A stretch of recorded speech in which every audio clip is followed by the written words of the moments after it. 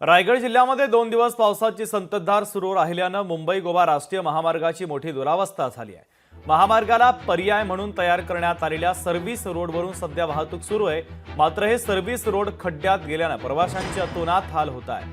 अवघ्या 2 दिवसांच्या पावसानं मार्गावरील रस्त्यांचा खराब कारभार समोर आलेला आहे। या महामार्गाचा आढावा घेतला आमचे प्रतिनिधी भारत गोरेगावकर यांनी। पाहूयात। गेली 2 दिवसांपासून रायगड जिल्ह्यामध्ये पावसाची संततधार सुरू आहे। पावसाचा जोर वाढल्यामुळे अनेक ठिकाणी सखल भागामध्ये पाणी साचून जनजीवन विस्कळीत झालेत। या पावसाचा फटका मुंबई गोवा राष्ट्रीय महामार्गावरनं प्रवास करणाऱ्या प्रवाशांना देखील बसू लागलाय। आपण पाहू शकतो दृश्यांमधनं ही जी दृश्य आहेत ही मुंबई गोवा राष्ट्रीय महामार्गाची आहेत। काही ठिकाणी चौपदरीकरणाची कामं रखडलेली आहेत आणि त्यामुळे सर्व्हिस रोड दिलेला आहे। या सर्व्हिस रोडवरून मुंबईकडे जाणारे आणि मुंबईतून कोकणाकडे जाणारे प्रवासी प्रवास करतात। मात्र आपण जर पाहिलं तर 2 दिवसांच्या पावसाने अक्षरशः रस्त्याची चालन झालेली आहे।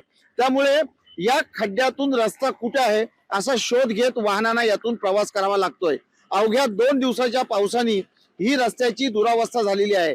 मुंबई गोवा राष्ट्रीय महामार्ग ज्या ठिकाणी कॉन्क्रीट बनवलेला आहे त्या ठिकाणचा रस्ता मात्र सुस्थितीत असला तरी ज्या ठिकाणी फ्लायओव्हरचे काम सुरू आहेत तिथे सार्वजनिक बांधकाम विभाग असेल किंवा नॅशनल हायवे असेल यांच्या माध्यमातून प्रवास करणाऱ्या नागरिकांसाठी जो सर्व्हिस रस्ता दिलेला आहे तो सर्व्हिस रस्ता अत्यंत तकलादू बनवला आहे। असंच काहीसं दृश्य या ठिकाणी पाहायला मिळतंय। एकूणच या खड्ड्यातून प्रवास करताना वाहनांची मोठ्या प्रमाणामध्ये नुकसान होतोय, यासह प्रवाशांना देखील फार मोठी हानी सहन करावी लागते। व्हिडिओ जर्नलिस्ट ओम गोरेगावकर सह भारत गोरेगावकर, लोकशाही मराठी, रायगड।